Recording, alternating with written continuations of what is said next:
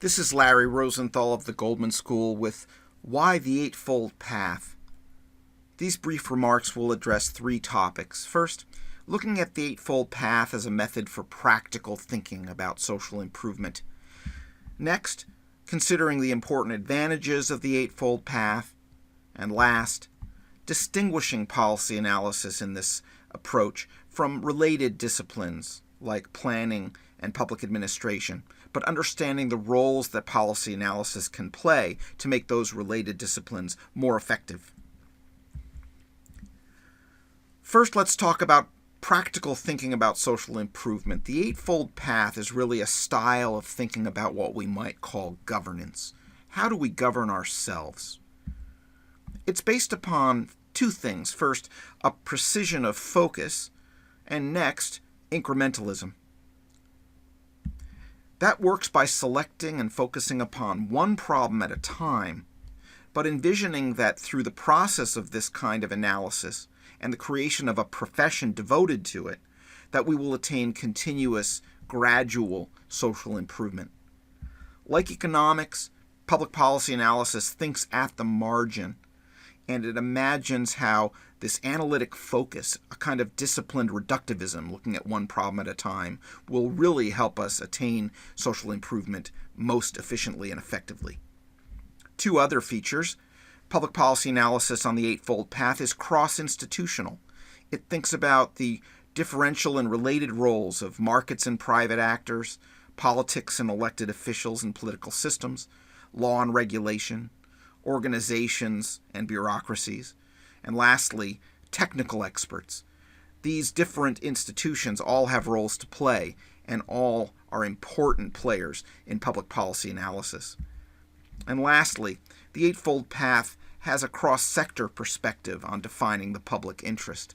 It considers the roles of government, the roles of the private sector, and of nonprofits, and it's particularly interested in how we can collaborate and communicate various public interest emphases across these sectors.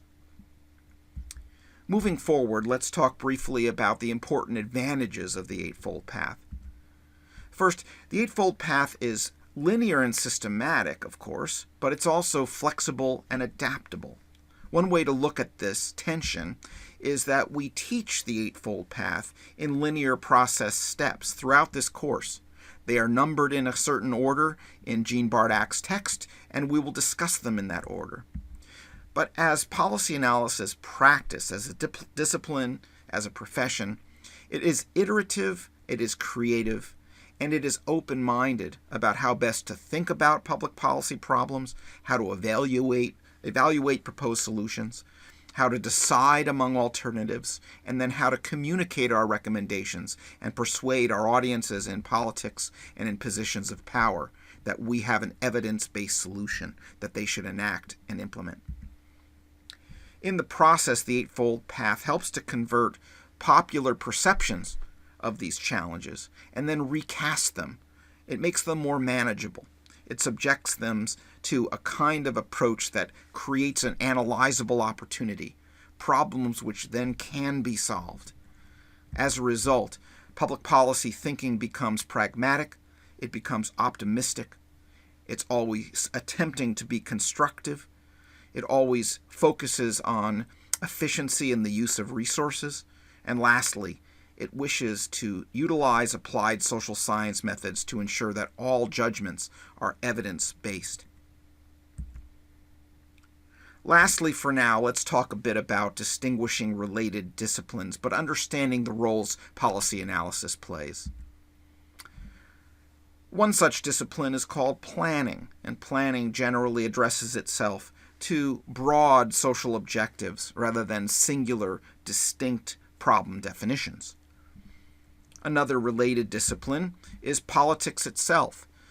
Politics attends to such items as the accumulation of social power and influence and leadership, and also the use of that power to set the agenda for social action. A third discipline we should put in play is public administration and management. Administration focuses upon agencies and upon public sector employment and related issues, and how, given groups can best achieve their goals working together. Lastly, we should mention social organizing, which interests our students and is always galvanizing attention in the news. Organizing envisions social change movements as we think about rebalancing priorities in a broad-minded way, and also in the redistribution of resources. And the pursuit in organizing is often via what we might call as a practice advocacy, communicating social ideas and persuading more and more people to join the effort. Policy analysis is different from each of these, but it has valuable contributions to make towards each of them. For planning purposes, problem-solving and technical decision-making can become part of the broad programmatic approach. In politics, it's important that we try to improve the quality of policy making over time and how that progress is communicated.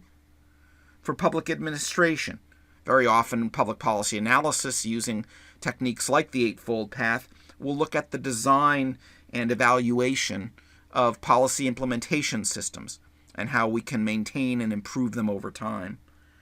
And lastly, in the field of organizing, careful public policy analysis can help sharpen messages and help to discipline the perception of problems, the promise of solutions, to ensure that they are as evidence-based as possible.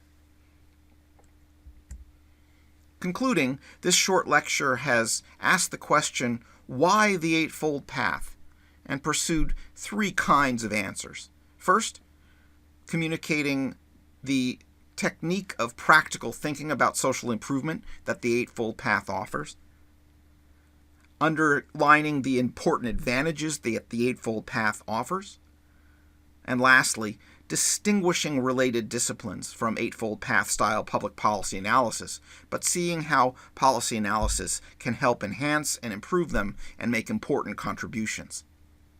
Thank you for your attention, and it's time to move on to the problems for this unit.